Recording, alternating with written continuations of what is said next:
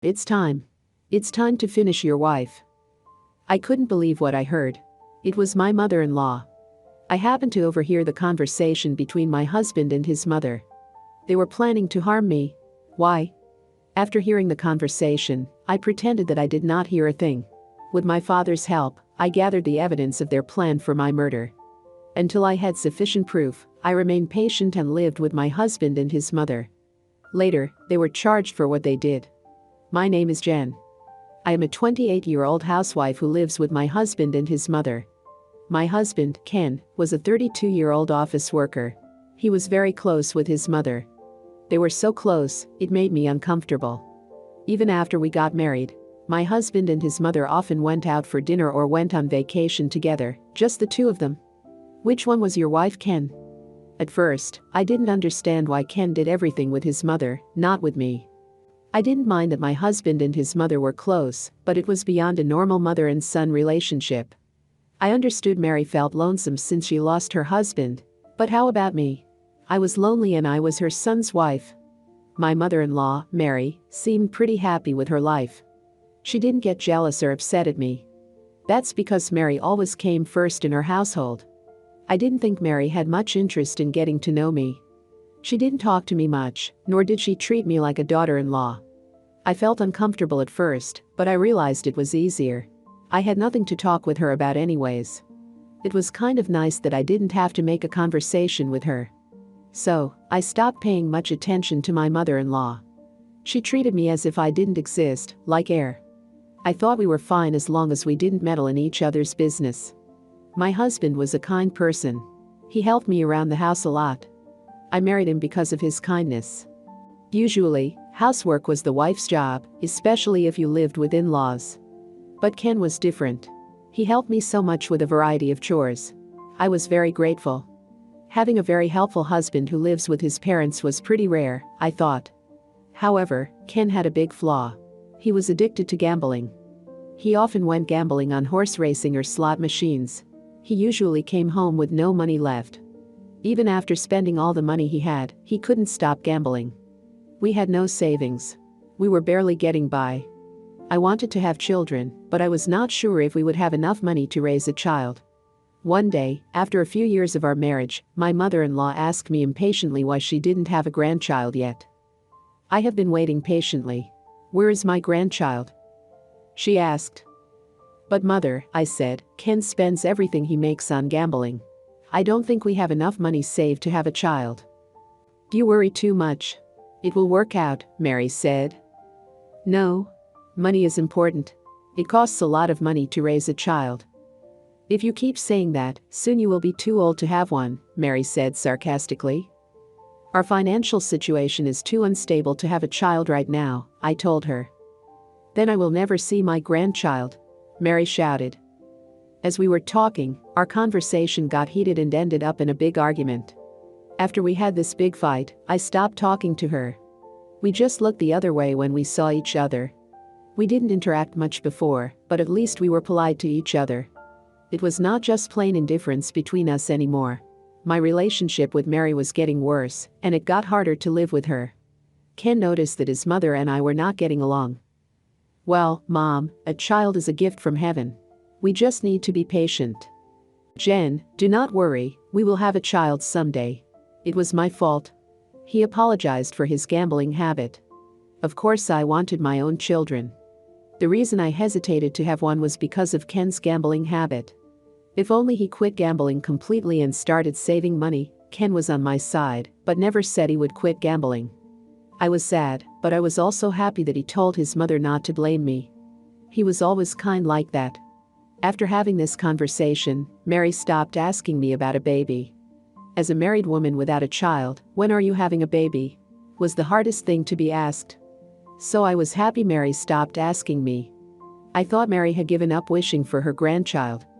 I usually slept deep and slept through the night. But one night, I woke up, shivering. It was late autumn, and the temperature plunged that night. I got up to get a blanket. I thought I might catch a cold otherwise. With my phone's flashlight, I went downstairs. Then I noticed the living room light was on. I couldn't see well at first. It was too bright for my sleepy eyes. But as my eyes adjusted to the bright light, I saw Ken and his mother in the room. My phone showed it was past 2 in the morning. I wondered what they were doing in the middle of the night. Almost there, my husband, Ken, said to his mother.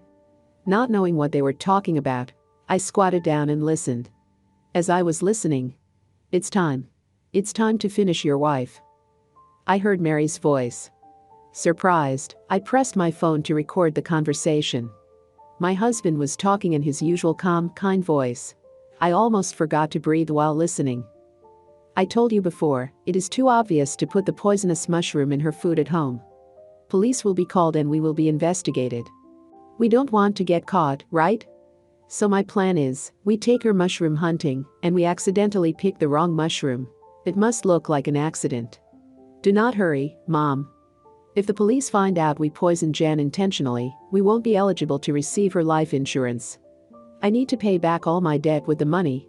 I couldn't believe what I heard. It was my husband, talking in his usual soothing, kind tone to his mother. But what he was telling her horrified me. I knew he had bought a very pricey life insurance policy on me after we got married.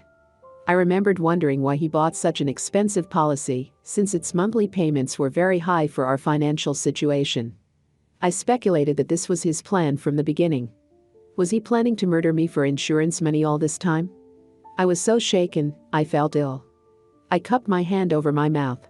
I felt like throwing up. I don't remember how I made it back to my bed. I couldn't sleep a wink the rest of the night. What Ken was saying to his mother was on repeat in my head. Next morning, after sending Ken to work, I thought about my father. He was a police officer. After making sure my mother-in-law was not in the house, I called my father. "Dad, I need your help. Ken and his mother are trying to harm me. I heard the conversation last night. Could you help me?" I said. "What? Are you at home?" My father, Steve, said. "Yes, I'm home alone." "I will be right there," he said. "Thank you, Dad, be here soon," I told him. He took a day off from his work and came over. Thank you. Thank you for coming here. Please help me. They want to harm me. I couldn't sleep last night. Please help." After listening to my story, he said, "You must be very tired. Were you having trouble with your mother-in-law? You might be emotionally exhausted. Let me take you to see a doctor. They will give you something to sleep. You must be having obsessive thoughts because you are too tired." He didn't believe what I told him. He thought I was not thinking straight. I realized I had to calm down. I had to prove to him it was true. I was not insane. "Dad, listen. I am not crazy. I recorded their conversation last night. It's on my phone. Have a listen." I took out my phone and played the recording. My dad's face changed. His eyes opened wide with anger. "Jen, you are right. I am sorry, I believe you. But this recording itself is not strong enough evidence to arrest them. The only way to prove their criminal intent is to go along with their plan. Listen, Jen. I know you don't want to, but you must go mushroom hunting with them. We need to prove they are guilty. Be patient," he said. "No way, Dad. What if I accidentally eat poisonous mushrooms?" I said. "Don't worry," my dad said. "I will follow you and take pictures. We need strong evidence. Something they can't quibble with. You must be patient. You can do it. I'm believing in you. You promise you will follow us? I trust you." "I am so scared, but I will do it," I said to my father. That was how I decided to pretend that I didn't know anything about my husband and his mother's evil plan. The same night, Ken came home from work and asked me, "Jen, do you want to go mushroom hunting this weekend? My mother and I know a place where there are lots of delicious wild mushrooms. Let's make delicious mushroom soup at the outdoor grill." Here we go, I thought. "Okay, sounds good. I'll go with you too," I said casually. Father knows best. Things were going well according to our plan. Then, the weekend came. I went mushroom hunting with my husband and his mother. We gathered a lot of wild mushrooms and wild vegetables. We started making mushroom soup. It was like a mini camping trip. My husband and his mother seemed to be enjoying themselves. They are probably thinking about my life insurance money, was all I thought when I looked at them. Ken was grilling a mushroom pizza. He also made wild vegetable fritters. He usually helped me cook dinner, so his cooking was impeccable. It was late autumn. Leaves were in deep red and yellow colors on mountains. It was beautiful, but I couldn't enjoy the scenery. I was too nervous to enjoy the moment. Ken ladled out a big bowl of steaming mushroom soup for me. "This is for you, Jen, doesn't it look delicious?" Ken said with a smile.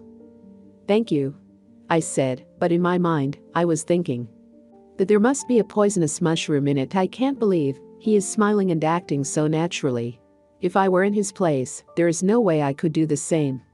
I received a steaming bowl of soup, pretended to eat it, and threw the soup away in a bush behind me. Do not eat or drink anything at the picnic. Remember, nothing. Be careful. My father told me beforehand. I had to survive. We needed to gather evidence. I didn't want to fall into Ken and his mother's scheme. I felt my phone vibrating. It was a text from my dad. It said, "I got it. Leave the rest to me." As we planned beforehand, I made a move. Oh, no. I just got a text from my family. My dad is in the hospital. I must go right now. I screamed. "What? Must you go right now?" "Eat some food first," Ken said. "Yes, this mushroom soup is so special." "Have some more," Mary said. I ignored both of them and just ran down a mountain road. I ran and ran to get away from them. Then, I saw my father. He was waiting nearby for me.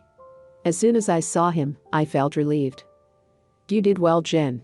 We've got everything we need. Let's go home," he said. We left the mountain in his car. We had gathered enough evidence to prove their intent to harm me. Soon after, my husband and his mother were arrested for attempted murder. My father recorded a video showing Ken serving destroying angel mushrooms in my bowl. The video and recording of their conversation the other night were filed as evidence with the police. Both recordings were recognized as very strong proof of their intent of the crime. My father told me later that Ken had an enormous amount of debt.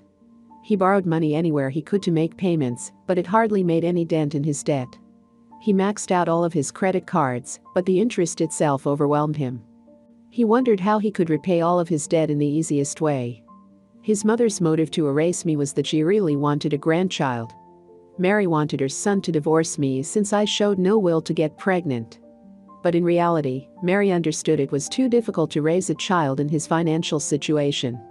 In order to solve both of their problems, they came up with this brilliant idea of poisoning me.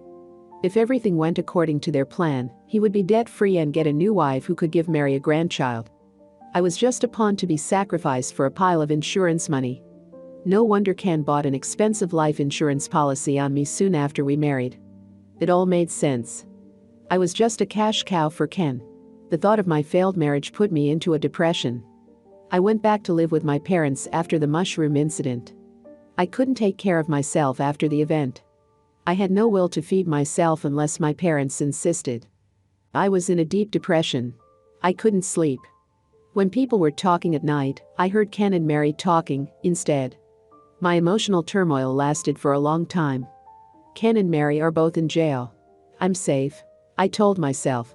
I understood it logically but still felt uneasy. My parents took me all over the place to cheer me up. In spring, they took me out for cherry blossom viewing to enjoy nature. The blossoms were beautiful, but I felt nothing. My heart was broken. I went to the ocean in the summer. It was hot. I had some watermelon. I noticed that I actually enjoyed eating. I saw sweat running down my skin. Looking at my own sweat, I felt like I was alive. When autumn came, it reminded me of the horrendous mushroom incident, but I was able to enjoy the changing seasons. I was finding a small joy in my everyday life. I was finally putting my life back together. We humans are so resilient. I was getting over my traumatic experience. One day, I stopped by a cafe and met a guy who worked there. I fell in love with him at first sight. I thought I would never be able to trust a man after what I went through. I didn't believe anyone could fall in love at first sight, but here I was. I couldn't explain it well, but I liked the way he carried himself. I was very attracted to him. When I was with him, I felt relaxed. It felt so natural to be with him. Talking to him made me happy. After I fell in love with him, I was at the cafe every day just to talk to him and flirt with him. I was a different person. Falling in love empowered me and gave me happiness in my life. They say love heals all. That's so true. I kept approaching him. I kept asking him out. Finally, he agreed to go out with me. After dating for a few months, we got married. His parents live in a different part of the country, so I rarely have a chance to see them. We occasionally see them during our summer vacation or Christmas time. My new married life is just the two of us, my husband and I. No more in-laws are living with me. I am helping him at his cafe. I still have a lot to learn from him. We, as husband and wife, help each other to run our cafe together. My new husband is the complete opposite of my ex. He has this impeccable sense of money and business. We live within our means and save money every month. If you don't have a good sense of money, you can't run a successful business. My life has changed completely. I am learning a lot from him. I realize how important it is to have a good partner in one's life. Now, we have a baby just like any other couple. I had completely given up on having a baby in my first marriage, so it is like a dream come true. Becoming a mother without worrying about money is such a relief. It is a baby girl. We considered many names and finally decided to name her Violet. We want her to grow up to be like the flower, beautiful, bright, and cute. My parents were overjoyed holding their first granddaughter. That made me happy. I went through such a horrible experience, but I am now happily living my life with my new husband and my baby girl.